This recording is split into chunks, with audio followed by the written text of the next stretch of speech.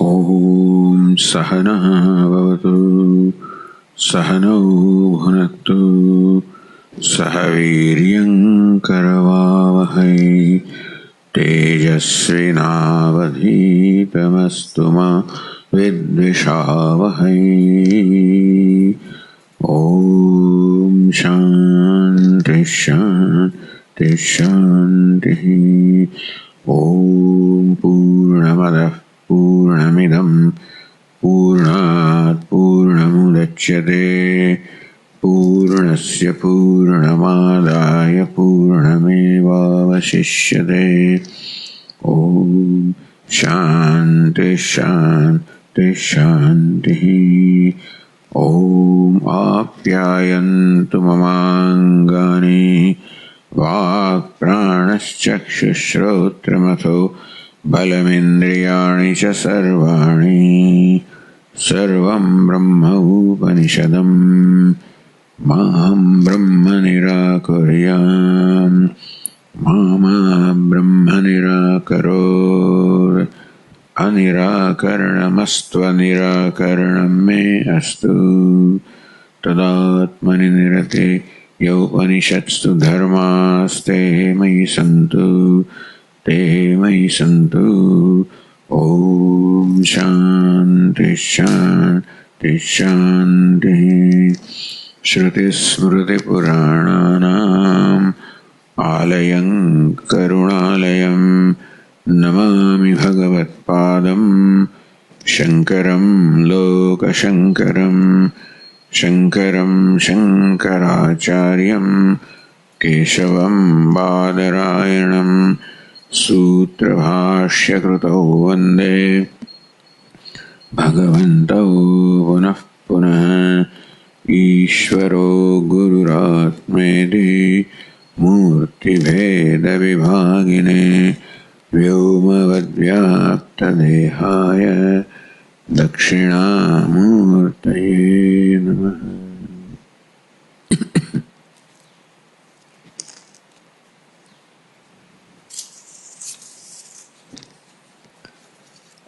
કેનોપનિષદના વાક્ય ભાષ્યમાં સંબંધ ભાષ્યની ચર્ચા થઈ રહી છે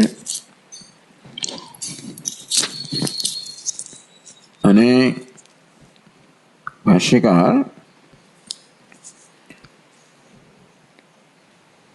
આ સામવેદની તલવકાર શાખાના બ્રાહ્મણ વિભાગના પહેલા 8 અધ્યાય અને કર્મકાંડ કહેવામાં આવ્યો।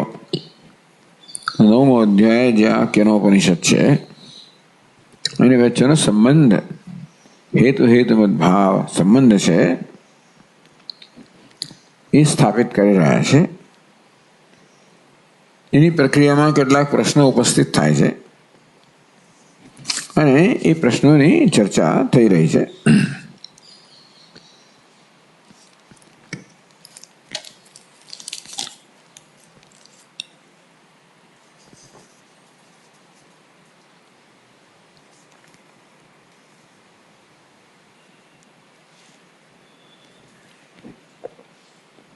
तो 7મા પાન પર કહેવામાં આવ્યું કર્મ અનારંભ ચેત ન નિષ્કામસ્ય સંસ્કારાર્થત્વાत्। તો પ્રશ્ન કરવામાં આવ્યો કે છેવટે જ્ઞાનકાંડમાં આ પ્રકારનો ઉપદેશ કરવામાં આવે છે કે તું બ્રહ્મ છે, પૂર્ણ છે, અકર્તા છે। તો આ પ્રકારે જેને આત્મતત્વનું વાસ્તવિક જ્ઞાન થયું છે એ તો અકર્તા છે, કોઈ કર્મ કરતો નથી, અર્થાત કર્મ ત્યજ્યાસેતમ ત્યાજયિતુમ ઇષ્ટમ। ટૂંકમાં આ રીતે આ પ્રકારનો ઉપદેશ કરે ને શ્રુતિ આપણી પાસે કર્મનો ત્યાગ કરાવડાવે છે જેમ જ હોય। તો ભાઈ કર્મનો ત્યાગ જ કરવાનો હોય તો કર્મ કરવાનું શેના માટે? આમ 9મા અધ્યાયમાં ઉપનિષદમાં જે ઉપદેશ કરવામાં આવ્યો અર્થાત એનો અર્થ એવો થાય કે હું બ્રહ્મ છું, અકર્તા છું, પૂર્ણ છું, આપ્તકામ છું.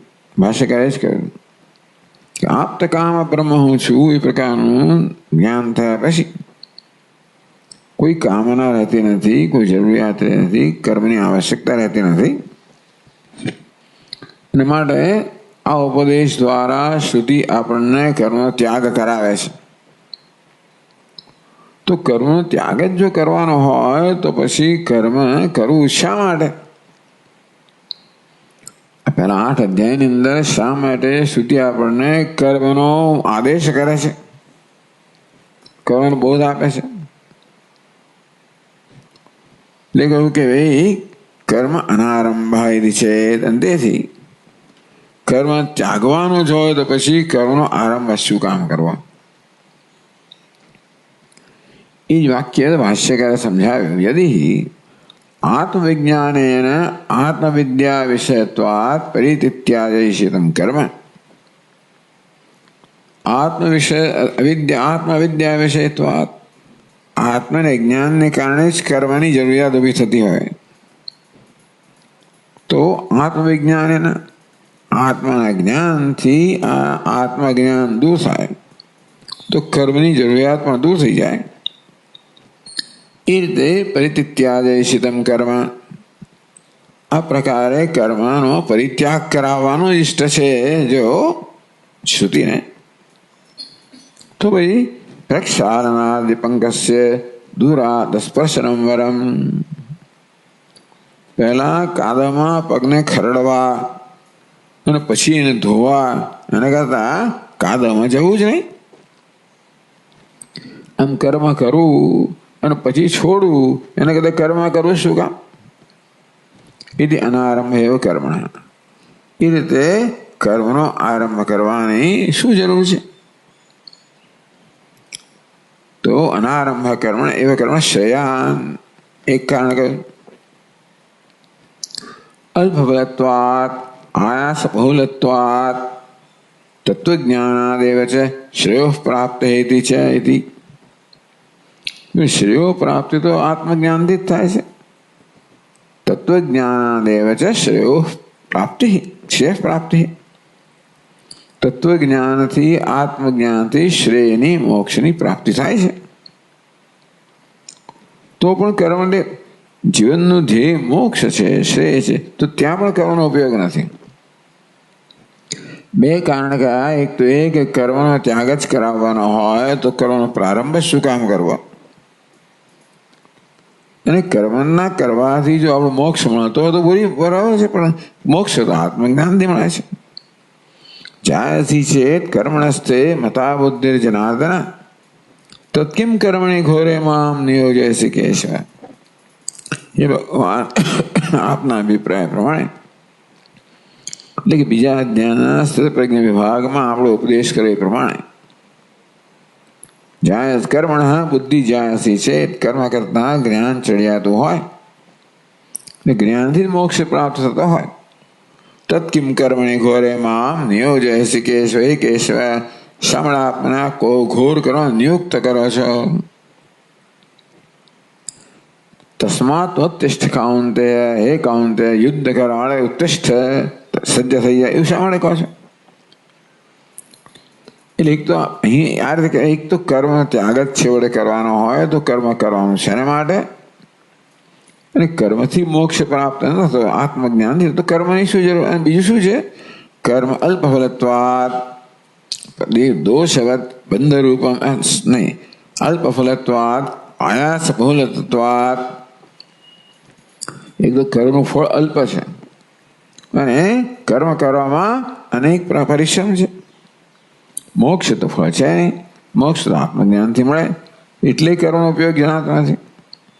ટૂંકમાં આપણે જીવનમાં જે ધ્યેય સિદ્ધ કરવા માંગીએ છીએ એમાં કર્મનો ઉપયોગ જણાતો નથી. અને છેવટે કર્મનો ત્યાગ જ કરવાનો હોય તો એનો આરંભ શા માટે કરવો? એ છે એટલે કર્મ અનારંભ છે. આટલા સૂત્રનું આ વિવરણ કરવામાં આવ્યું. ઉત્તર આપવામાં ન નિષ્કામસ્ય સંસ્કારાર્થત્વાત ઉત્તર આપવામાં આવ્યો. એ પણ સૂત્ર રૂપમાં કે નહીં, નિષ્કામાર્થ્ય નિષ્કામસ્ય સંસ્કારાર્થતો નહીં નહીં, એ જ કર્મ નિષ્કામ ભાવે કરવામાં આવે તો સંસ્કાર અર્થાત શુદ્ધિનું કારણ બને છે. એ ઉત્તર આપવામાં આવ્યો કર્મનો આરંભ કેમ થવો જોઈએ એના માટે. એટલે તો સમાધાન સૂત્ર સમાધાન સંવિવૃત સત્યમિતિ, સૂત્ર સમાધાન અંશ છે કયો ન નિષ્કામસ્ય સંસ્કારાર્થત્વ, એ છે સૂત્રનું સમાધાન. શંકા કરવામાં આવી અને સમાધાન કરવામાં આવ્યું. તો શંકાનો અંશ છે એનું પહેલા વિવરણ કરવામાં આવ્યું, હવે સમાધાન અંશ છે એનું વિવરણ ભાષ્યકાર કરે છે. ભાષ્ય કહે છે સત્યમ એતત અવિદ્યા વિષયમ કર્મ અલ્પફલત્વાદિ દોષવત બંધરૂપમ ચ સકામસ્ય કામાન્યઃ કામયતે ઇતિનુ કામયમાનઃ ઇત્યાદિ શ્રુતિભ્યઃ. સત્યમ વાત તો સાચી છે. આપ જે કહો છો કે અલ્પ ફલત્વાદ આયાસ બહુલત્વાદ અને વળી પાછું બંધકત્વાદ, આ કર્મ છે એમાં ફળ અલ્પ છે, પરિશ્રમ ઘણો છે અને બંધન કરનારું છે. સત્યમ વાત તો સાચી છે. એ રીતે જોવા જઈએ તો આ વાત સાચી છે, તો બીજી રીતે જોવા જઈએ તો બરોબર નથી. સત્યમ એટલે શું છે? બાઢમ અર્ધ સ્વીકાર થયો. આપની વાત તો સાચી છે ભાઈ, જે આમ હોય તો, પણ આમ ન આમ આમ હોય તો નથી. આમ સત્યમ કહીને સ્વીકાર કરે છે. શું સ્વીકાર કરે છે? એ તદ અવિદ્યા વિષયમ કર્મ, અવિદ્યા વિષયમ અવિદ્યા કાર્યમ, અવિદ્યા કાર્યરૂપ અવિદ્યામાંથી જન્મનારું કર્મ, અવિદ્યામાંથી કામના જન્મે, કામનામાંથી કર્મ જન્મે. તો આ પ્રકારે અવિદ્યા વિષમ કર્મ અલ્પ ફલત્વાદિ દોષવત, ટૂંકમાં અલ્પ ફલત્વાદ આયાસ બહુલત્વાદ, ફળ અત્યંત અલ્પ છે અને આયાસ પરિશ્રમ બહુ જશે. વળી પાછું કેવું છે? એટલે દોષવત, આ પ્રકારના દોષ ધરાવનારું છે કર્મ, બંધ રૂપમ છે અને વળી પાછું બંધન જે છે એને ચાલુ રાખનાર છે, બંધનને બધું દૃઢ બનાવનાર છે. સત્યમ, આપે કઈ વાત બરોબર છે. તો હવે સકામસ્ય કોને લાગુ પડે છે? સકામસ્ય અર્થાત કામનાથી પ્રેરાયને કર્મ કરવામાં આવે તો તમે કહો છો એ બરોબર છે કે આયાસ બહુલત્વમ, અલ્પ ફલત્વમ, બંધરૂપત્વમ, આ બધા દોષો કર્મના છે. કોના માટે છે? સકામસ્ય. આપ શા પરથી કહો છો કે કામના સહિત કર્મ કરવામાં આવે તો બંધરૂપ છે? કે કામાન્ય કામયતે મન્યમાનઃ, એ પાંચમી પાદમાં કામાન્ય કામયતે તો ઉમેરે છે મન્યમાનઃ સકામવિર જાયતે તત્ર તત્ર ઇતિ શ્રુતિશેષઃ. કામાન્ય કામયતે મન્યમાનઃ, મન્યમાન એટલે ચિંતન કરનાર. તદ્ગુણાન ચિંતયતઃ, ટૂંકમાં કામ એટલે કામના વિષયોના ગુણનું સતત ચિંતન કરનાર છે. કામાન મન્યમાન, કામ એટલે કામ્ય વિષય, કામના વિષયો જે છે એનું સતત ચિંતન કરનારો હોય. તો આ પ્રકાર એને કારણે જાયતો વિષયાન પુંસ સંગસ્તેષુ જાયતે, કશી વસ્તુના ગુણનું ચિંતન કર્યા કરવાને કારણે એમાં આસક્તિ જન્મે છે. સંગસ્તેષુ જાયતે, સંગાત સંજાયતે કામ, એ આસક્તિમાંથી શું જન્મે? કામના જન્મે, આમાંથી કર્મ જન્મે. એટલે આમ નામ સકામ, ટૂંકમાં માત્ર વિષયોનું ચિંતન છે એ બંધન કરનાર છે એવું નથી. કામના સહિત, કામના રાગ દ્વેષ કરવાનો, રાગ દ્વેષ સહિત જ્યારે કશી વસ્તુનું ચિંતન કરનારો હોય ત્યારે એ ચિંતન બંધન કરનારો છે. કઈ રીતે? એ આપણો કામના જન્માવનારો છે. રાગ આપણો કામના જન્મ આવે પ્રાપ્ત કરવાની, ભોગવવાની. દ્વેષ પણ કામના જન્મ આવે ટાળવાની, દૂર કરવાની. એ બધી કર્મ એ કામના છેવટે આપણી પાસે કર્મ કરાવડાવે જ. કામ આપણને કર્મ કરવા માટે વિવશ બનાવે, લાચાર બનાવે. એટલે એ પ્રકારની આ કામયમાન મન્યમાન, આ પ્રકારે મન્યમાન સતત ચિંતન કરનારા હોવાને કારણે એનાથી કર્મ કરે. સ કામ જાય તે તત્ર તત્ર એ કર્મના પરિણામે એ કામના વિષયો સાથે તત્ર તત્ર જાય તે કામના વિષયોનું ભોગવવા માટે તે સ્થળે એનો જન્મ થાય છે. આ પ્રકારે કામના છે ને કેવી રીતે મનુષ્યના જન્મ મૃત્યુની પરંપરા માટે જવાબદાર છે, બંધન રૂપ છે. બરાબર કે કામના કરવા કરાવે છે. કામના જન્મી કેમ? મન્યમાન તદ્ગુણાન ચિંતયત, સતત એના ગુણોનું ચિંતન કરવાને કારણે એમાં આસક્તિ જન્મે, એને કારણે કામના જન્મે, એને કારણે કર્મ જન્મે, એને કારણે ફળ મળે, એને કારણે બે જન્મ લેવો પડે. ક્યાં જન્મ મળે? કામ ભેર જાય તે તત્ર તત્ર કામહી, એ કામનાઓ સાથે જન્મે. પાછળ જે બધી કામનાઓ સેવી હતી ને એ કામના કામ અભી જાય તે એ કામનાઓ સાથે જન્મે. ક્યાં જન્મે? તત્ર તત્ર, જ્યાં એની કામનાઓ પૂરી થવાની હોય ત્યાં આગળ જન્મે. એ યોનિમાં જન્મે, એ જગ્યાએ જન્મે, એ સંજોગોમાં જન્મે. અર્થાત ક્યાં જન્મ થાય છે, કયા પરિવારમાં જન્મ થાય છે, કયા સંજોગોમાં જન્મ થાય છે, કયા સ્થળે, આ બધી વસ્તુ આપણે નક્કી કરી છે. કેવું નક્કી કરી? કામનાઓ સેવીને, એ કામનાઓ એને કર્મ કરીને. અને તેથી એ જ વસ્તુ છે ફલીભૂત થાય છે કે કેવી રીતે આપણે કર્મ કરવું એનું ફળ આપણે ભોગવવાનું છે. એ ફળ ભોગવવા માટે જે યોગ્ય સ્થળ હોય, સંજોગ, આ બધું રચાય આપણા માટે, આપણે જ રચ્યું છે. એ પ્રકારે જન્મ થાય. ટૂંકમાં આ રીતે વિષયનું ચિંતન છે એ જન્મ માટે જવાબદાર બને સંસાર માટે. એટલે કહ્યું કે સકામસ્ય, આ કહેવામાં આવ્યું કે આ બંધ રૂપમ કર્મ, કર્મ કેવું બંધન રૂપ છે એ આ શ્રુતિમાં કહેવામાં આવ્યું. ઈતનું કામયમાન ઇત્યાદિ શ્રુતિભ્ય. હવે છઠ્ઠી પાદમાં ઇતિનું કામ આ બૃહદારણ્યક ઉપનિષદનું વાક્ય છે. ઇતિ એવમ, એ આ પ્રકારનું વાક્ય છે એમ કહે છે. તદેવ સક્ત સહકર્મણ ઇતિ લિંગમ મનો યત્ર નિષક્તમસ્ય પ્રાપ્યાંતમ કર્મણસ્તસ્ય તત્કિંચેહ કરોત્યયમ તસ્માન લોકાત્મરેતિ અસ્મૈ લોકાય કર્મણે ઇતનું કામયમાન.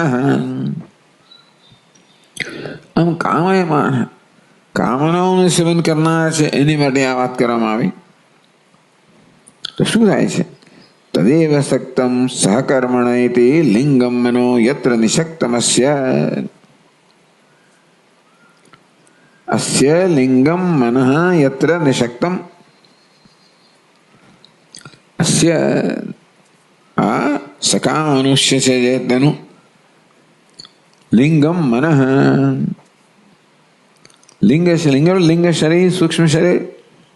મન જેમાં પ્રધાન છે એવું મનની પ્રધાનતા વાળું લિંગ શરીર કે સૂક્ષ્મ શરીર. અસ્ય લિંગમ મનઃ યત્ર નિષક્તમ, તો જ્યાં આગળ આ મન જે છે એને એ આસક્ત છે.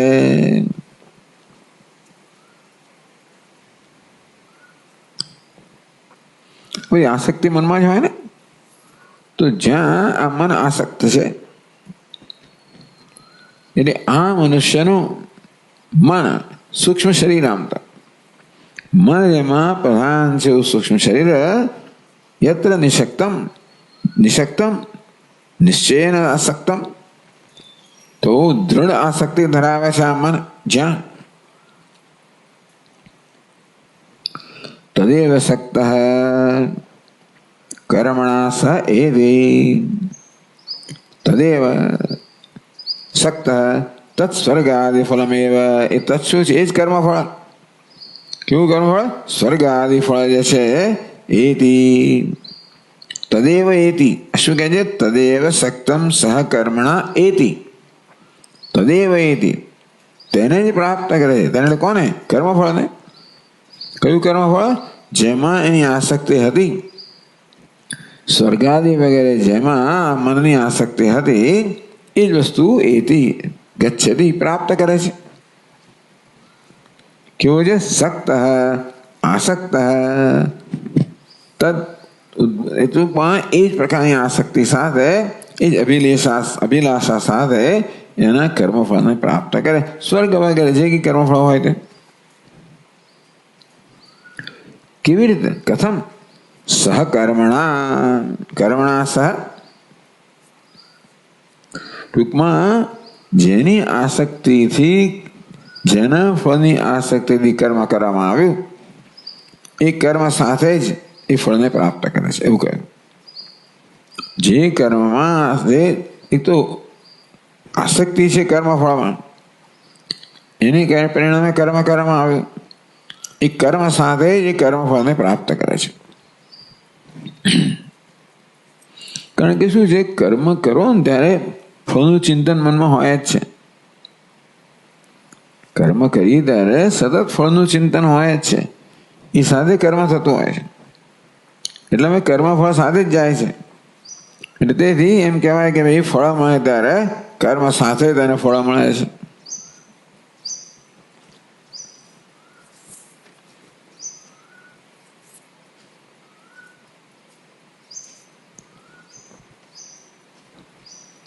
એનો અર્થ એ થયો કે મનની અંદર જે આસક્તિ છે એને કારણે એ કર્મ સાથે કે કર્મના સંસ્કાર સાથે, એટલા માટે કહેવામાં આવ્યું કે વળી પાછું એનું એ કરશે. માત્ર કર્મનો ફળ ભોગવવાથી વસ્તુ સમાપ્ત થતી નથી, પણ જે કર્મ કર્યું એ કર્મના સંસ્કાર સાથે જાય છે. કર્મફળ ભોગવે એ કર્મના સંસ્કારોના કારણે વળી પાછું કર્મ કરશે, નહીતર પૂરું થઈ જાય કામ. કર્મ કર્યું, ફળ મળ્યું, કામ પતી ગયું, એવું નથી. કર્મ બે વસ્તુ કરે. કર્મ કરીએ એટલે એક તો ફળ ઉત્પન્ન કરે, પછી સંસ્કાર જન્મ આવે આપણા મનમાં કે આ કર્યું અને સંસ્કાર જન્મ આવે, એટલે વળી પાછું એ જ કરવાની પ્રેરણા પ્રાપ્ત થાય. આ સંસ્કાર આપણી પાસે એ પ્રકારનું કર્મ ફરી કરાવે. એટલે કોઈ કર્મણા એટલે કર્મના સંસ્કાર સાથે જાય છે. અગત્યની વસ્તુ છે. એનું બંધન ચાલુ રાખે છે. કર્મ માત્ર ફળ જ આપતો હતો, ફળ ભોગવીને કામ પતી જાત. કર્મ કરી ત્યારે કર્મ પોતાના સંસ્કાર પણ જન્માવે છે. એ સંસ્કાર સાથ લઈને જઈએ છીએ આપણે બીજા જન્મમાં, અને ફળ ભોગવ્યા પેલા કર્મના સંસ્કાર છે ને વળી પાછું કર્મ કરાવે કે હા ભલે. એટલે એ વસ્તુ યાદ ના, પણ સંસ્કાર હોય વળી પાછું એ કરવાની પ્રેરણા જન્મે. એટલે કે છે ભાઈ કામ મૂલમ સંસારસ્ય, ત્યાં ભાષ્યમાં કહેવામાં આવ્યું આ સંસારનું મૂળ કયું છે? કામ છે, એ સંસારનું મૂળ છે. એ પ્રકારે ભાષ્યમાં નિર્ણય કરવામાં આવે આના પરથી કે કઈ વસ્તુ ચાલુ રાખે છે.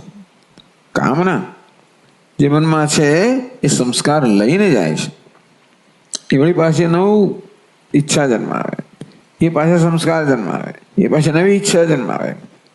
આ પ્રકારે કામના છે, આસક્તિ છે, જે કામના જન્માવે છે એ સંસારનું મૂળ છે. આગળ કહે છે પ્રાપ્યાંતમ કર્મણસ્તસ્ય યત્કિંચે કરોત્યયમ, કે છે પ્રાપ્ય અંતમ કર્મણ તસ્ય, તસ્ય કર્મણ અંતમ પ્રાપ્ય.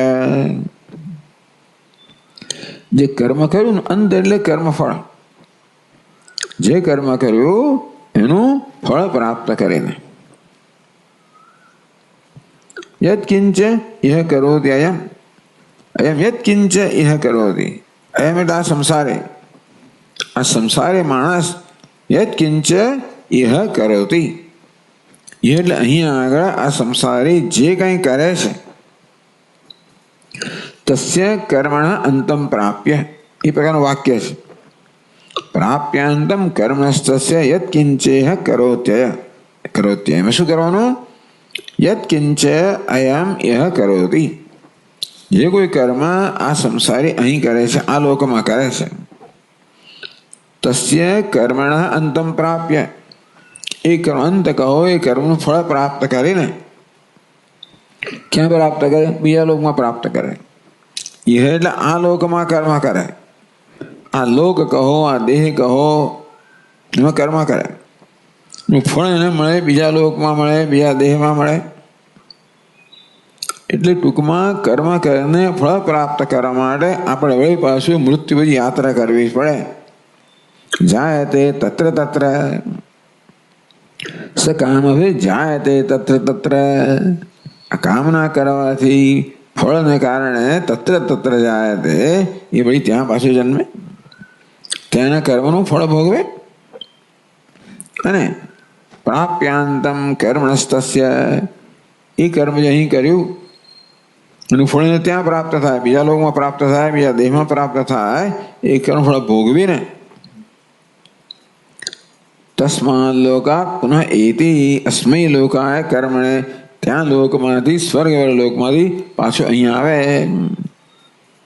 અસ્મય લોક આ લોકમાં આવે કેમ કર્મ કરવા માટે કે ત્યાં પેલા ભોગના સંસ્કાર છે અને કર્મના સંસ્કાર છે એ લઈને પાછો અહીંયા આવે પેલા ભોગના સંસ્કારના કારણે ભાઈ ભાઈ ભોગની ઈચ્છા જન્મે કર્મના સંસ્કારના કારણે એ પ્રકાર કર્મ કરવાની ઈચ્છા જન્મે ચક્ર ચાલુ રહે इतनु कामयमान आज से कामयमान कामना करनानी आ गति है केवी रीते सतत कामनादि पर कर्म करे कोनु फल प्राप्त करे ए लोक में ए संस्कार ने भाई पाछो अहीं आवे पाछो फरी कर्म करे ये प्रकार आ कर्म से बंधन करनारो छे ए वो स्पष्ट रीते कहेवामां आवे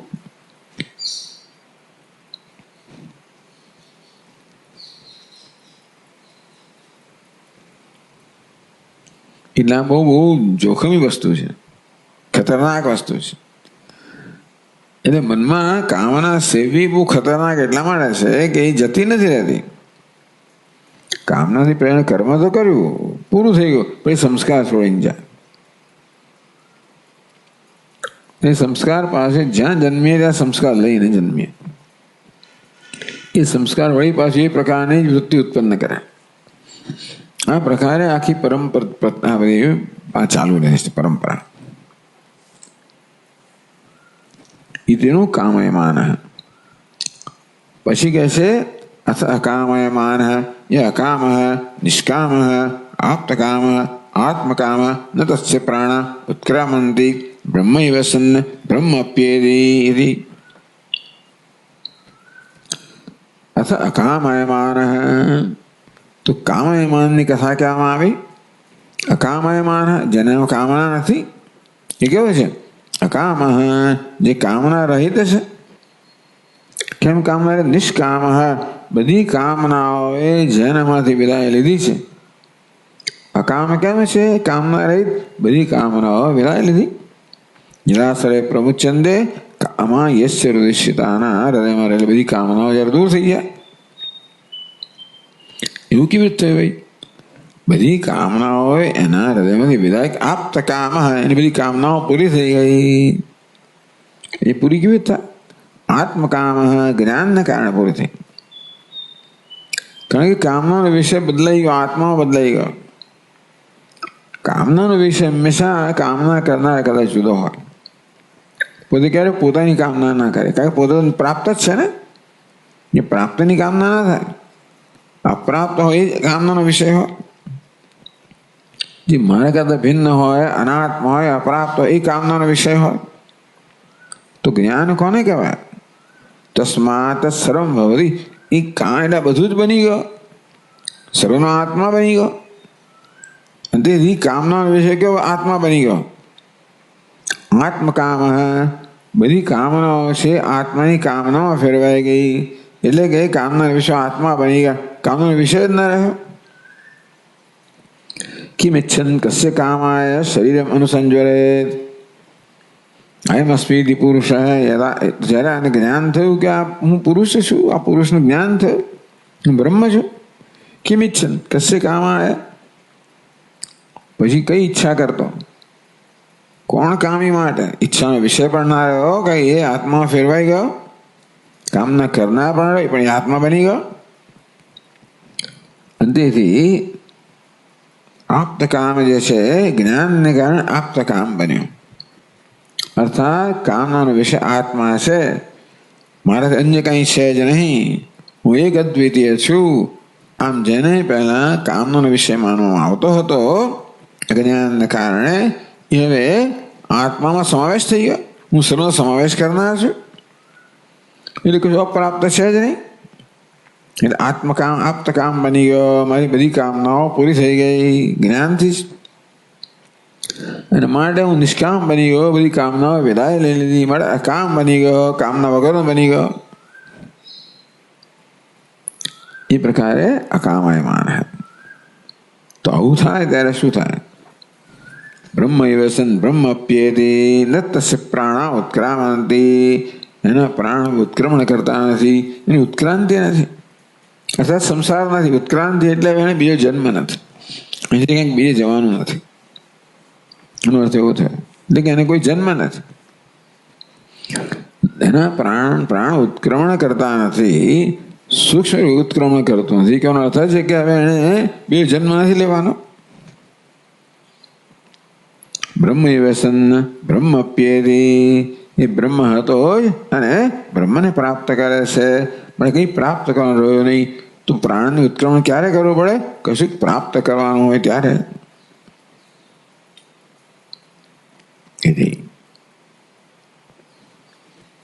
એટલે હવે આપણે ભાષ્યમાં આવીએ તો કર્મ અલ્પફલત્વાદિ દોષવત બંધરૂપમ ચ સકામસ્ય.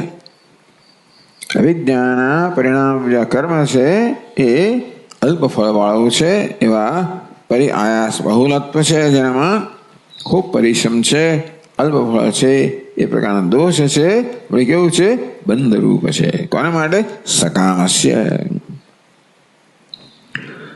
વસ્તુ તો એ થઈ ગઈ ને કે કર્મ બંધન કરનારો નથી, કામના બંધન કરનારી છે. એ સમજવાનું છે અમે. સકામસ્ય કર્મ બંધરૂપમ. કામનાથી પ્રેરાઈને કર્મ કરાવે, કર્મ બંધન રૂપ છે. કામના બંધન રૂપ છે ને. કર્મ વિચારો શું કરે?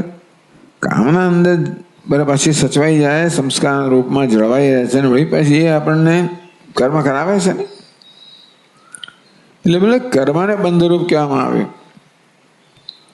ખરેખર તો કામના બંધરૂપ છે. કામના કહો, જરૂરિયાત કહો, અપેક્ષા કહો, વગેરે વગેરે.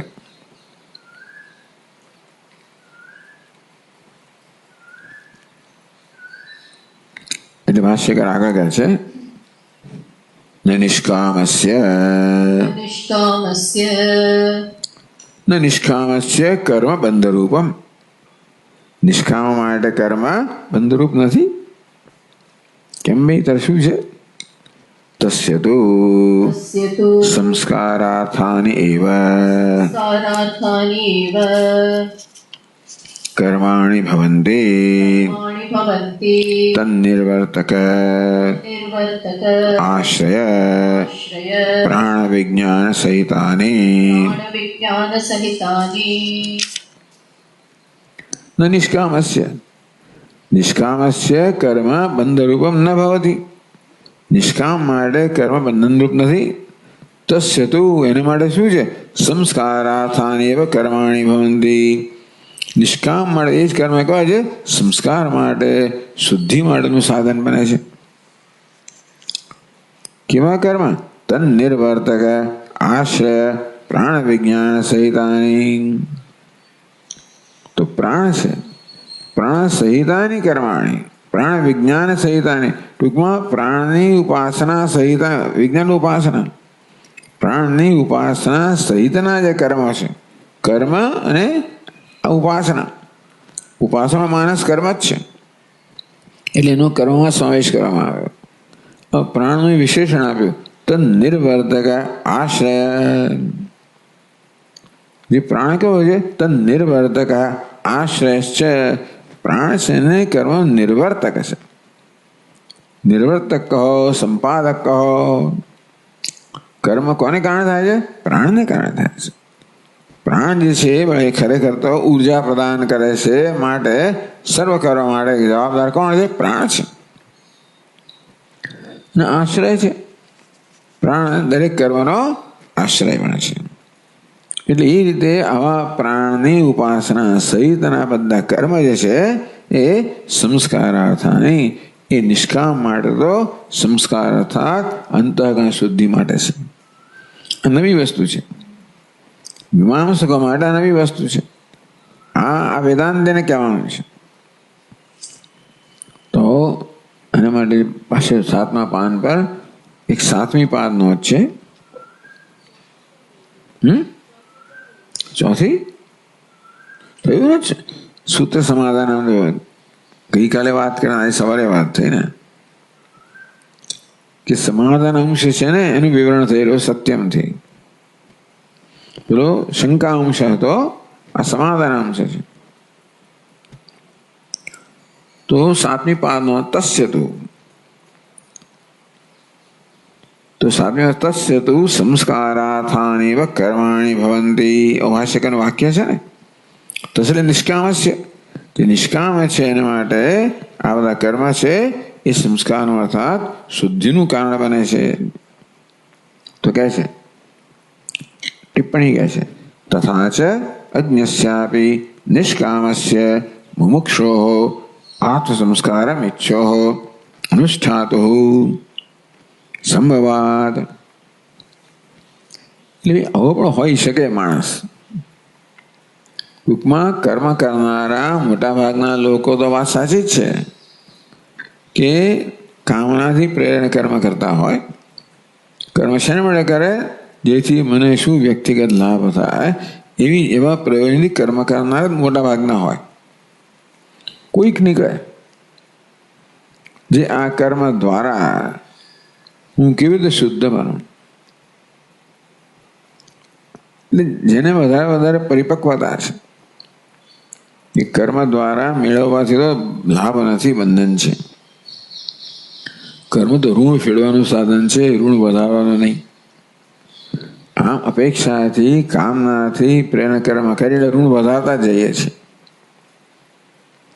એટલે એ આખી જે વૃત્તિ છે ને એને એમાં પરિવર્તન લાવવા માટે કામનાથી પ્રેરણા નહીં, પરંતુ કામના પૂરી કરવા માટે કરે. એ નિષ્કામ એટલે બીજાની કામના પૂરી કરવા માટે, ઈશ્વરની કામના પૂરી કરવા માટે. ઈશ્વર અર્પણ એટલે શું? ઈશ્વરને અર્પણ કરવું, ઈશ્વરની કામના પૂરી કરવી, એટલે અન્યની કામના પૂરી કરવી, એના માટે કર્મ થાય. એટલે કહે છે કે ભાઈ આવો પણ કોઈક નીકળે ખરો. એટલે એ વસ્તુનું એ લોકોએ એને આ વસ્તુને ગણતરીમાં લીધી નથી. કર્મની ચર્ચા કરતી વખતે એક જ વસ્તુ ગણતરીમાં લેવામાં આવી, જે કોઈ કર્મ કરે હંમેશા કામનાથી પ્રેરાઈને જ કર્મ કરે અને એનું આ પરિણામ આવે. તો વેદાંત કોઈક નીકળે ભાઈ એવો જે માત્ર કામનાથી નહીં, પરંતુ કામના સિવાય ટૂંકમાં વ્યક્તિગત લાભની ગણતરી કર્યા સિવાય કર્મ કરનાર કોઈક નીકળે. જે કર્મનો ઉપયોગ અંતઃકરણ શુદ્ધિ માટે કરવા ઈચ્છતો હોય એવું કોઈક નીકળે. એ ટિપ્પણી કહે છે. તથા છે અજ્ઞસ્યાપી નિષ્કામસ્ય. ભલે અજ્ઞાન છે, અજ્ઞાની છે, તો વિવેકી છે. અજ્ઞાની મનુષ્યમાં 2 કક્ષા થઈ, અવિવેકી અને વિવેકી. અવિવેકી કોણ છે? કામના પૂરી કરવા દ્વારા સુખી થવા માંગે છે. વિવેક કોણ છે? કામનાનું નિવારણ કરવા દ્વારા સુખી થવા માંગે છે. વિવેકી જાણે છે કામનાને પૂરી કરવાથી ક્યારે પણ કામનાથી મુક્ત થઈ શકાશે નહીં. કામનાને નિવૃત્ત કરવી જોઈએ. એ કેમ નિવૃત્ત થાય? કામનાનું કારણ છે એ નિવૃત્ત કરવું જોઈએ. કામના શું બતાવે છે? મારી જરૂરિયાત બતાવે છે, ઝંખના બતાવે છે. તો જરૂરિયાતને સત્યતા આપું, મારી ઝંખનાને સત્યતા આપું તો ક્યારેય પણ એ દૂર થવાની નથી. રૂપ બદલાયા જ કરશે. એક ઝંખના દૂર થાય પણ બીજા રૂપમાં આવવાની જ છે. એટલે હું તો આ ઝંખનાને જ સત્યતા ના આપું, મારી અધૂરપને સત્યતા ના આપું, તો જ પછી કામનામાંથી મુક્ત થઈ શકું. જ્યાં સુધી મારી અધૂરપને સત્યતા આપું છું ત્યાં સુધી ઝંખનામાંથી કામનાથી મુક્ત થઈ જ ના શકાય. એ જ્યારે આપણે એમ કહીએ કે ભાઈ transform yourself from being consumer to contributor, એક માંગનારથી આપનાર બન. કર્મને માંગવાના સાધન તરીકે કરીશ તો માંગનાર જ રહીશ. તો એ કર્મને આપવાનું સાધન બનાવી શકે, એ જ કર્મને. એટલે આવું કોઈ એટલે કહે છે કે અજ્ઞસ્યાપી નિષ્કામસ્ય મુમુક્ષો, ભલે અજ્ઞાની હોય પણ વિવેકી છે. મને કેવો છે? નિષ્કામ એટલે કે પોતાની કામનાનું સમર્થન કરવા માંગતો નથી. એ જાણે કામનાને એનું સમર્થન કરીશ તો કામના મારો પીછો છોડવાની નથી. હું કામના વડે પકડાયેલો છું. માણસ વિવેક કોને કહેવાય? ભાઈ કામનાથી પકડાયેલો છું. આ કામનાનો ફાંસો ગળે લાગેલો છે અને એને પૂરી કરવાથી ફાંસો વધુને વધુ દ્રઢ બનવાનો છે. તને ગ્રાહક હો, કામનો ગ્રાહથી હું પકડાયેલો છું અને જેમ જેમ એને હું ખવડાવીશ તેમ તેમ મને પકડવાનો વધારે. એટલે કામના રૂપી ગ્રાહમાંથી મુક્ત થવા માટે વિરુદ્ધનું કરવું જ પડે. આવો વિવેક જેનામાં છે. અને માટે જે કામના પૂરી કરવા નથી માંગતો, કામનાથી મુક્ત થવા માંગે છે. નિષ્કામ છે એટલે નિષ્કામ એટલે વિવેકથી નિષ્કામતા આવે, એમને ના આવે. એટલે પરીક્ષા લોકો જે કંઈ જીવનની અંદર આપણું નિરીક્ષણ કરીએ, જીવનનું અવલોકન કરીએ કે કેવું જીવન જીવ્યા છે, શું શું થયું છે, એમાંથી શું મળ્યું છે વગેરે વગેરે, બધું આપણું પોતાનું જીવનનું અવલોકન કરીએ, દુનિયાનું અવલોકન કરીએ, ત્યારે વિવેકે જન્મે કે આ બધું ખોટું થઈ રહ્યું છે. બનાખી દુનિયા કરતી હોય, બનાખી દુનિયા માનતી હોય કે સૂર્યનો ઉદય થાય, પણ નથી, વાત બરોબર નથી લાગતી. કોઈક વિવેકી નીકળે. બધા માને છે કે ભાઈ સૂર્ય પૃથ્વીની આસપાસ ફરે, તો એવું લાગતું નથી. કોઈક નીકળે. બધી વસ્તુ એને કે ભાઈ બેસે ને, ગુજરાતમાં ગેડ ના હશે, બધી ટૂંકમાં બધું બેસતું નથી બરાબર, ગોઠવાતું નથી. એ હંમેશા આ બધાથી જુદો પડે. બાકી મોટે ભાગે તો ભાઈ ગતાનો ગતિકો લોક બીજાની જેમ ચાલતું જ હોય, ગાડરીયો પ્રવાહ ચાલતો હોય. કોઈક વિવેકી હોય ને, કશ્ચિત ધીર પ્રત્યેક આત્માનામાં એક સત અમૃત ચક્ષુ અમૃતત્વ ઇચ્છન. કશ્ચિત ધીર, કોઈક ધીર હોય, વિવેકી પુરુષ હોય, અમૃતત્વ ઇચ્છન, જે અમૃતત્વની ઈચ્છા કરે છે. અમૃત ચક્ષુ, તો આ બધું અમૃતત્વ બહાર તો મળવાનું નથી. નિશ્ચિત દ્રોહી પ્રાપ્ય ધ્રુવમ્યત, આ ધ્રુવ વસ્તુ અધ્રુવ કર્મથી નહીં મને પ્રાપ્ત થાય. આવૃત ચક્ષુ માટે એ અંતર્મુખ બને છે. પ્રત્યેક આત્માના ઐષત, પ્રત્યેક આત્માનું દર્શન કરે છે. એટલે અહીંયા ભાષ્યકારનું કહેવું છે, વેદાંતનું કે આવું હોય, ના હોય એવું નહીં. નિષ્કામસ્ય મુમુક્ષો આત્મસંસ્કાર મિચ્છો. નિષ્કામ છે, મુમુક્ષુ છે, આત્મસંસ્કાર એટલે અંતઃકરણ સંસ્કાર, અંતઃકરણની શુદ્ધિ ઈચ્છનારો. અનુષ્ઠાતું સંભવાત, કર્મનું અનુષ્ઠાન કરનારા આવો પણ હોઈ શકે. સંભવાત સંભવ છે, નથી નહીં. બધાને એટલે કોઈક નીકળે ખરો. અનુષ્ઠાન પ્રસંગ તો કર્મ અનુષ્ઠાનનો પ્રસંગ નથી, અનુષ્ઠાનનો પ્રસંગ નથી. તમે કહો ને કર્મ અનુષ્ઠાન થાય જ કેવી રીતે? છોડવાનું છે તો પછી અનુષ્ઠાન અર્થ શું છે? પેલા મહાત્મા એમના નિશ્ચય જઈ રહ્યા છે, રાત્રે કઈ ગામના છેડે ઉતારો લીધો, શિષ્યોને આદેશ કરે, ભાઈ તું રાશન લઈ આવ, તું ફલાણું લઈ આવ, ઢીકણું લઈ આવ, તું જે લાકડા ભેગા કર. અને ચૂલો તૈયાર કર અને ચૂલો અગ્નિ પ્રગટાવો. પણ પછી ધ્યાન રાખજે, બધું પૂરું થયું અગ્નિ તારે બરાબર ઓલવી નાખવાનો પણ ખરો, એ તારું કામ છે. બધા લોકો પોતપોતાનું કામ કર્યું, આણે શું કર્યું? કશું નહીં.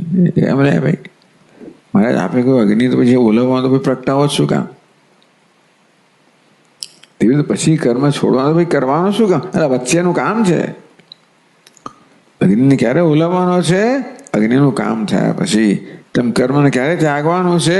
કર્મનું કામ થયા પછી. શું કામ છે? તો અંતઃકરણ શુદ્ધિ. એટલે ન અનનુષ્ઠાન પ્રસંગ એવું થયું. પણ અનનુષ્ઠાન કર્મ અનુષ્ઠાન ન થવાનો પ્રસંગ નથી. કર્મના અનુષ્ઠાનનો પ્રસંગ પણ છે, માત્ર સકામ માટે નહીં. પણ વિવેકી કર્મને બંધનરૂપ જાણે છે, એને માટે પણ કર્મ અનુષ્ઠાન કરવાનો પ્રસંગ છે. એ વિવેકી શું કરે છે? અંતઃકરણને શુદ્ધ કરવા માટે કર્મ કરે છે. ઇતિ યુક્ત એવ અભિહિત હેતુ હેતુમદ્ભાવ સંબંધ. અંતેથી અભિહિત જે કહેવામાં આવ્યો શું? હેતુ હેતુમદ્ભાવ સંબંધ, કે આગળનો કર્મકાંડ હેતુ છે અને જ્ઞાનકાંડ હેતુ મત છે. એ સંબંધ જે મેં કહ્યો ને એ યુક્ત યોગ્ય છે. જે સંબંધ કયો એ યોગ્ય છે, કારણ કે આવું કોઈક નીકળે ખરો જેના માટે એ 8 અધ્યાયમાં આપેલા કર્મ અને ઉપાસનાઓ છે એ પ્રયોજનવત છે. શેના માટે? અંતઃકરણ શુદ્ધિ માટે.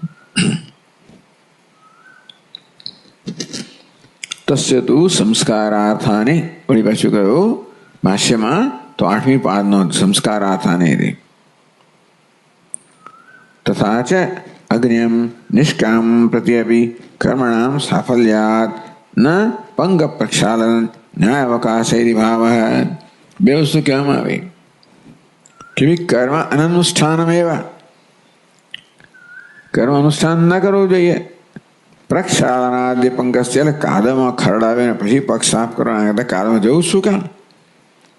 એમ કર્મ કર્યા પછી છોડવાનું તો કરવા શું કામ? તો કે એ ન્યાય નથી લાગુ પડતો. કેમ નથી લાગુ પડતો? અજ્ઞાન નિષ્કામ પ્રતિ અપી કર્મણામ સાફલ્યાત. અજ્ઞાની માટે પણ કર્મ સફળ છે. કોણ માટે? નિષ્કામ માટે. અજ્ઞાની જો સકામ હોય તો કર્મ બંધન કરનારો છે, પણ અજ્ઞાની નિષ્કામ હોય તો કર્મણામ સાફલ્યાત. કર્મ કેવા છે? સફળ છે. ન પંક પ્રક્ષાલન ન્યાય અવકાશ માટે. એવું નથી કે તમે ખરડાઈને પછી ધોવાના છો. આ કર્મથી તમે શુદ્ધ થવાના છો, પછી છોડવાના છો. એટલે કર્મ એમને છોડવાનું નથી, કર્મનો ઉપયોગ કરીને પછી છોડવાનું છે.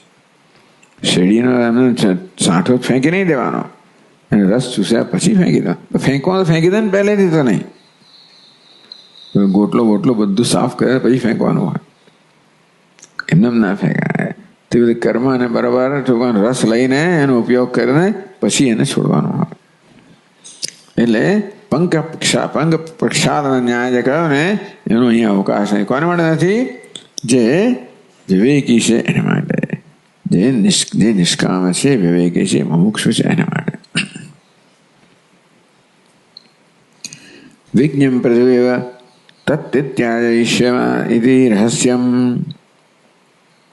હા, તો ત્યાજયિષ્ય એટલે ત્યાજય તો ઈચ્છા, તો શાસ્ત્ર ત્યાગ કર્મ ત્યાગ કરાવે છે. કોને માટે? વિજ્ઞમ પ્રતિ, ન તો અજ્ઞાન પ્રતિ. વિજ્ઞમ જે વિશેષ જ્ઞાન ધરાવનારા છે એના માટે કર્મ ત્યાગ કરાવે શાસ્ત્ર, એ બરોબર જ છે. પણ અજ્ઞ માટે નથી. એ શાસ્ત્ર જે કર્મ ત્યાગ કરાવે છે કોને માટે છે? એ જ્ઞાની માટે છે, અજ્ઞાની માટે નહીં.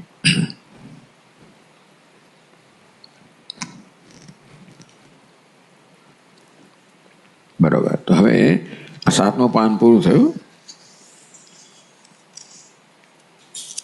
ભાષ્યકારે કહ્યું ન નિષ્કામસ્ય તસ્ય તો સંસ્કારાર્થાનેવ કર્માણિ ભવંતિ. નિષ્કામ માટે તો આ કર્મ છે એ સંસ્કારાર્થાની અર્થાત સંસ્કાર કરનારા, સંસ્કાર બી પ્રયોજન ધરાવનારા છે. અંતઃકરણ શુદ્ધિનું કારણ બને છે. તન્નિર્વર્તક આશય પ્રાણ વિજ્ઞાન સહિતાની.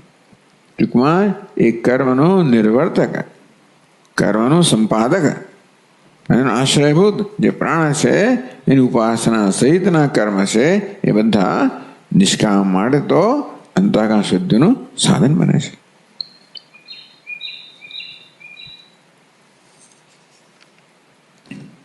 હવે આપણે 9મા પાન પર જઈએ. ઉત્પત્તિ વિધિ વિહિતાનામ કર્મણામ. ઉત્પત્તિ વિધિ વિહિતાનામ કર્મણામ.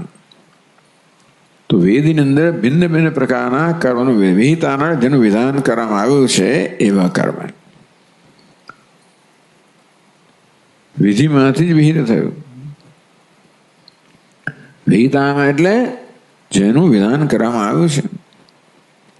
તો વેદમાં ભિન્ન ભિન્ન પ્રકારના કર્મનું વિધાન છે. નિત્ય નૈમિત્ય કર્મ, કામ્ય કર્મ, પ્રાયશ્ચિત્ત કર્મ. નિષેધ કર્મ વિધાન નથી, પણ નિષેધ કર્મનો ઉલ્લેખ છે, નિષેધ કર્મ.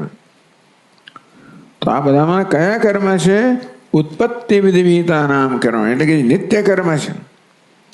એ નિત્ય નૈમિત્તિક કર્મ માટે અહીંયા ઉત્પત્તિ વિધિ વિહિતાનામ, એટલે જે નિત્ય નૈમિત્તિક કર્મ છે એ કર્મણામ સંસ્કારાર્થત્વે. નિત્ય નૈમિત્તિક કર્મણામ સંસ્કારાર્થત્વમ. આ બધા કર્મો જે વેદમાં જે બધા કર્મોનો ઉલ્લેખ છે, આદેશ છે, એમાં બધા કર્મ નહીં, કયા કર્મ? જે નિત્ય નૈમિત્તિક કર્મ છે એ આપોઆપ નિષ્કામ આવે જ કરવાના છે. એ કર્મ છે સંસ્કારાર્થત્વે. એ સંસ્કાર અંતઃકરણ શુદ્ધિનું કારણ છે, પ્રયોજન છે. સંસ્કારાર્થત્વમ, સંસ્કાર અર્થ કે પ્રયોજન, સંસ્કારના પ્રયોજનથી કરવામાં છે એમણે પ્રમાણ કહે છે. શા બધી આ બધું બહુ ફંડામેન્ટલ વાત થઈ રહી છે. એ બધી જે આપણે હંમેશા સ્વીકારી લીધેલું છે એ બધા મૂળભૂત સિદ્ધાંતો અહીંયા ચર્ચાઈ રહ્યા છે. કે ભાઈ તમે કેમ કહો છો નિત્ય નૈમિત્તિક કર્મ કહો? નિષ્કામ કર્મ છે, સંસ્કાર માટે છે. તો નિત્ય નૈમિત્તિક કર્મ નિષ્કામ કર્મ છે. નિત્ય કર્મ એટલે આપણે જે ફરજ બજાવવી જોઈએ આપણું ઋણ ફેરવા માટે. નૈમિત્તિક કર્મ પણ નિત્યનો અંશ છે. જે નિમિત્ત આવે ત્યારે વિશેષ વસ્તુ કરવાની હોય નૈમિત્તિક કર્મ કહેવાય. શ્રાવણ મહિનામાં તો ભાઈ ઉપવાસ કરીએ, પણ એકાદશી દિવસે ફલાણું વધારે કરીએ એ રીતે. તો આ કર્મ છે એ આપોઆપ જ નિષ્કામ કર્મ છે. એ કર્મ છે અંતઃકરણ શુદ્ધિ કરનારા છે. એટલે ઉત્પત્તિ વિધિ વિહિતાનામ કર્મણા. ઉત્પત્તિ વિધિ દ્વારા જેનો આદેશ થયો છે એ પ્રકારના કર્મ જે નિત્ય નૈમિત્તિક કર્મ છે, સંસ્કારાર્થત્વે. એ બધા સંસ્કારનું પ્રયોજન છે. પ્રમાણમાં એ મળે પ્રમાણ કહે છે ભાષ્યકાર. કયું? દેવયાજી ઇત્યાદિના. એની પહેલા પેલી પાદનોંધ છે, બીજી પાદનોંધ ઉત્પત્તિ વિધિ ઇત્યાદિ. ઉત્પત્તિ વિધિ ઇત્યાદિ. વિધિ ચતુર્વિધ. આ વિધિ છે ને એ પુલ્લિંગ શબ્દ છે સંસ્કૃતમાં, એટલે ચતુર્વિધ. આ 4 પ્રકારનો વિધિ છે. ઉત્પત્તિ વિધિ, વિનિયોગ વિધિ, અધિકાર વિધિ, પ્રયોગ વિધિશ્ચૈરી. એક ઉત્પત્તિ વિધિ છે. વિનિયોગ એનો ઉપયોગ છે એના માટે છે વિનિયોગ વિધિ. અધિકાર કોણ એ કરી શકે અધિકાર વિધિ. પ્રયોગ એનો પ્રયોગ કેમ કરવો, શેના માટે કરવો એને વિનિયોગ કહેવાય. કેવી રીતે કરવો એને પ્રયોગ કહેવાય. કોણ કરે એને અધિકાર કહેવાય. અને શું કરવું એને આ ઉત્પત્તિ વિધિ થઈ. એટલે આ પ્રકારે વિધિમાં 4 વસ્તુ છે. તો કહે છે તત્ર કર્મ સ્વરૂપ માત્ર બોધકો વિધિ ઉત્પત્તિ વિધિ. વિધિ એટલે વિધિ વાક્ય, જેમાં તિંગ લોટ તવ્ય આવે એવું વાક્ય. એટલે જેમાં આશ્રયલિંગ હોય, વિધિલિંગ હોય, લિંગ લોટ તવ્ય તો આ પ્રકારે વ્યાકરણ જ્યાં આવે તે વિધિ વાક્ય હોય, કરવાનું હોય, આદેશાત્મક હોય. તો એવા વિધિમાં કર્મ સ્વરૂપ માત્ર બોધક વિધિ એવું વાક્ય છે. વિધિ વાક્ય હોય ખરું, પણ જેમાં માત્ર કર્મનું સ્વરૂપ જ કહેવામાં આવ્યું હોય, બીજું કંઈ કહેવામાં ના આવ્યું હોય. સમજાવશે. અને ઉત્પત્તિ વિધિ કહેવામાં આવે.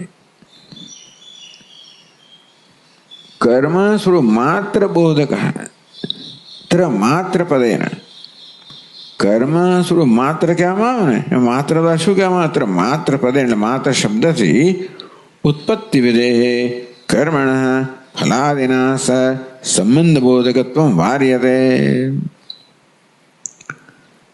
એ કર્મમાં ફળો સાથેના કોઈ સંબંધની વાત કરવામાં આવી નથી.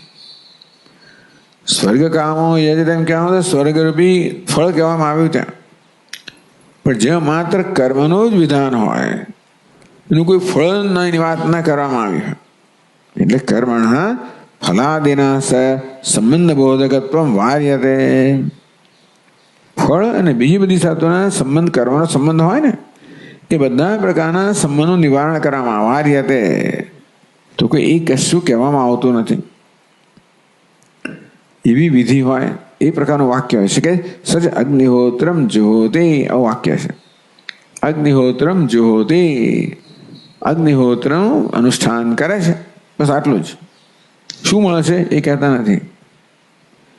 કોણે કરવાનું એ બધું પણ કહેતા નથી. પણ મુખ્યત્વે ફલાદિ, ટૂંકમાં ફલાદિના સસંબંધ બોધકત્વ વાર્યતે. અગ્નિહોત્રમ જુહોતિ વાક્યમાં એનું કયું ફળ છે? એ અગ્નિહોત્ર કર્મનો ફળ સાથે કોઈ સંબંધ કહેવામાં આવ્યો નથી. એટલે જો ફળ સાથે સંબંધ કહેવામાં આવે તો કર્મ કરતી વખતે એ ફળ તમારા ધ્યાનમાં રહે. ફળ સાથે સંબંધ જ નથી તો કર્મ કરતી વખતે ફળની ચિંતન ના થાય. એ કેવું કહેવાય? નિષ્કામ કર્મ. અને ઉત્પત્તિ વિધિ કહેવામાં આવે.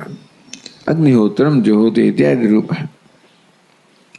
પછી બીજી બધામાં આપણો રસ નથી, પણ કહેવામાં આવે છે ઉત્પત્તિ વિધિ વિનિયોગ વિધિ. એ જપે વિનિયોગ રામચંદ્ર પ્રીત્યર્થે જપે વિનિયોગ. ભગવાન રામચંદ્ર પ્રીતિ માટે આ જપ છે. આ પ્રકારનો પ્રયોગ તો કે છે કે અંગ પ્રધાન સંબંધ બોધકો વિધિ વિનિયોગ વિધિ. આ પ્રધાન વસ્તુ શું છે ભાઈ? કે હું આ રામ રક્ષા સ્તોત્ર પાઠ કરું. શેને માટે કરું? ભગવાન રામજીની પ્રીતિ માટે. એટલે અંગ અને પ્રધાન. ચાલો, પ્રધાન વસ્તુ કહેવામાં આવે ને અંગ કહેવામાં આવે. એ સંબંધ બોધકો જે વિધિ છે એ કેવો છે?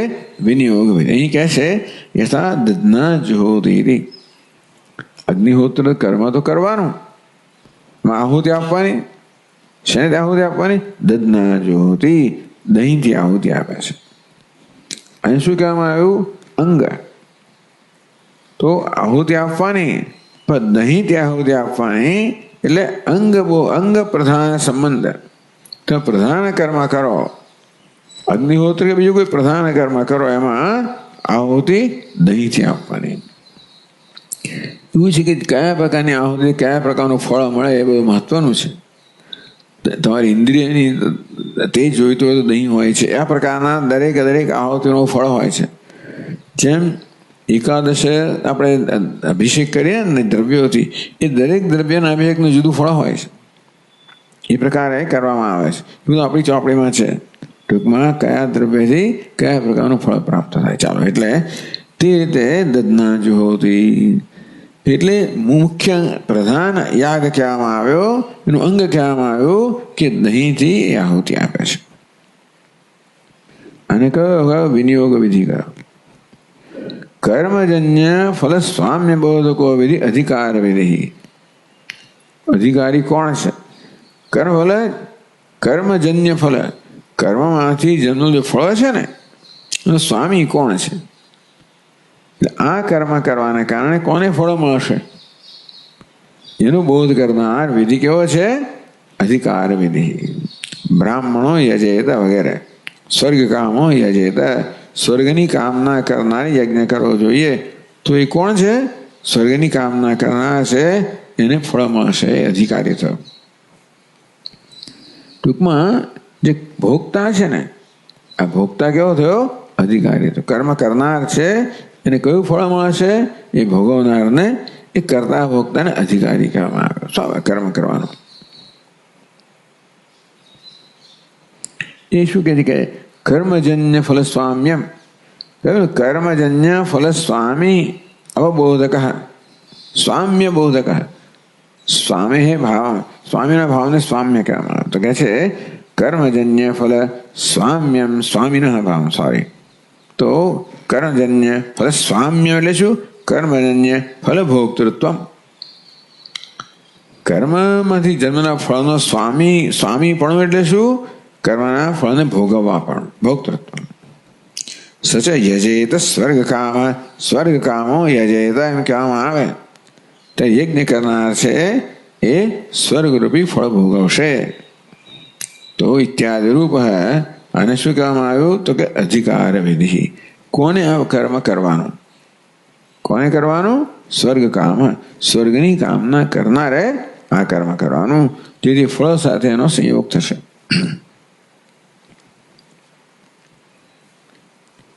इति प्रयोग प्राशुभाव बोधको विधि न अधिकार विधि થઈ ગયું. હા, ઇત્યાદિ રૂપ. ત્યાં એક અલ્પ વિરામ હોવો જોઈએ. કર્મજન્ય ફલ સ્વામ્ય એટલે શું? કર્મજન્ય ફલ ભોક્તૃત્વ કોમા સચ યજેત સ્વર્ગામ ઇત્યાદિ રૂપ કોમા. છેલ્લો વિધિ કયો? પ્રયોગ વિધિ. પ્રયોગ પ્રાશુભાવોધકો વિધિ, પ્રયોગ વિધિ. પ્રાશુ એટલે એ સમજાવશે, આશુ એટલે જલ્દી જલ્દી. એટલે કહે છે કે પ્રયોગસ્ય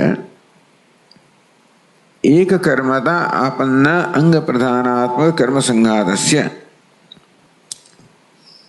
અંગ પ્રધાનાત્મક એક પ્રધાન કર્મ હોય, બીજું અંગ કર્મ હોય. જેમ કે અગ્નિહોત્ર હોય, દર્શ પૂર્ણમાસ હોય, એક પ્રયાસ પછી બીજી હોય.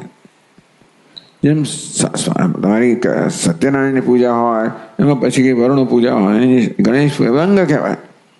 એટલે મુખ્ય અંગ એટલે કહે છે કે પ્રધાનાત્મક અંગ, પ્રધાનાત્મક કર્મ સંઘાત. આ કર્મનો સમૂહ, તેમાં પ્રધાન કર્મ આવે અને અંગ કર્મ આવે, એક કર્મ બન્યું. એટલે એક કર્મતા આપન્ન, જ્યાં પ્રધાન કર્મ અને અંગ બધા મળીને એક કર્મ થયું. તો એક કર્મતાની સ્થિતિને પ્રાપ્ત થયેલું આ જે સમુદાય છે, જે પ્રધાન અને અંગ કર્મનો સમુદાય. પ્રાશુભાવ એટલે શું? ઉત્તરોત્તર કર્મણ. પ્રાશુ એટલે વિલંબ રાહિત્યમ, એક પછી એક જે કરવાનું હોય ને, વિલંબ રાહિત્યમ. એ હમણાં કરવાનું, એટલે પછી ગણેશ પૂજા કાલે કરવાનું, પેલી પૂજા પર એવું નહીં, એક પછી એક આની અંદર જ કરવાનું. એને પ્રાશુભાવ ઉત્તરોત્તર આ બધું કરવાનું, તો જ એ એક કર્મનો અંગ બને ને. આ બધા કર્મ મળીને એક સમુદાય થયો. પ્રધાન કર્મ, અંગ કર્મ મળીને એક કર્મ સમુદાય થયો, એક કર્મ. એવું ક્યારે બને? જ્યારે અંગ છે ને એને પણ ઉત્તરોત્તર કરવામાં આવતું હોય, તરત કરવામાં આવતું હોય, પછી નહીં. એનો પાછો એક ક્રમ પણ હોય. પેલું પછી પહેલાં શું કરવામાં આવે, પછી શું કરવામાં આવે. અંગ પહેલાં કરવામાં આવે, પછી એટલે પેલી ગણેશ પૂજા પહેલાં થાય ને પેલી પૂજા પહેલાં, પછી સત્યનારાયણ, પેલું સત્યનારાયણ, પછી ગણેશ પૂજા, એવું તો નહીં. ટૂંકમાં આ પ્રકારનો વિધિ છે ને. એટલે આવી અને પ્રયોગ કેમ કરો? અને પ્રયોગ વિધિ કયો? હા, ઉપયોગ શું છે? તો વિનિયોગ.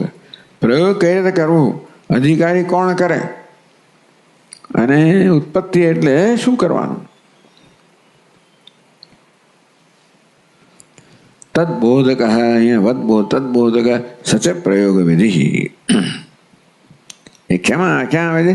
પ્રયાગાદિ અંગજાત વાક્ય એક વાક્યતા આપન્ન દર્શ પૂર્ણમાસાભ્યામ સ્વર્ગકામો યજેત. આવું વાક્ય છે, દર્શ પૂર્ણમાસાભ્યામ સ્વર્ગકામો યજેત.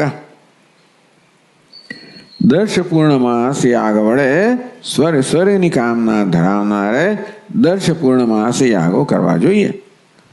દર્શ એટલે અમાવાસ્ય થનારો, પૂર્ણમાસે થનારો આ યાગ કરવા જોઈએ સ્વર્ગની કામના કરનારે. એમાં પ્રયાગ આદિ અંગ, એમાં પ્રયાજ વગેરે અંગ છે.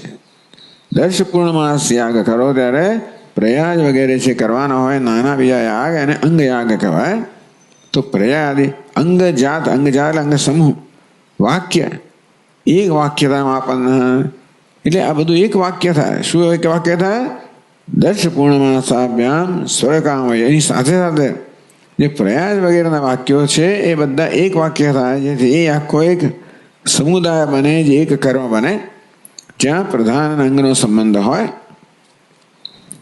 તો આ પ્રકારે જે વિધિ છે, જે આ પ્રકારનો તમને સંબંધ બતાવે અને ઉત્તરોત્તર કરવાનો, ઝડપથી કરવા માટેનો આખો સંબંધ બતાવે, એને પ્રયોગ વિધિ કહેવામાં આવે.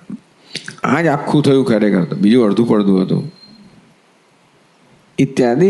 આ જ પ્રધાન વિધિ છે, મુખ્ય વિધિ આ જ છે. શું? દર્શ પૂર્ણમાસાભ્યામ સ્વર્ગ કામો યજેત. બધું કહ્યું એમાં. કોણે અધિકારી કોણ છે? સ્વર્ગ કામ. શેના માટે કરવાનું? તો કે સ્વર્ગ માટે. શું કરવાનું? દર્શ પૂર્ણમાસાભ્યામ. એ પછી જોડે પેલા અંગ પણ આવ્યા. એ રીતે આ જે છે આ અને પ્રધાન વિધિ કયો. એટલે પ્રયોગ વિધિ કેવો છે? ખરેખર પ્રધાન વિધિ છે. અયમ છે પૂર્વોક્ત વિધિત્રય મેલનાત્મક. ટૂંકમાં પહેલાના 3 વિધિ કયા ને, કે એમાં કર્મ જે કહેવામાં આવ્યું દર્શ પૂર્ણમાસાભ્યામ એ કહેવામાં આવ્યું, એ ઉત્પત્તિ વિધિ થઈ.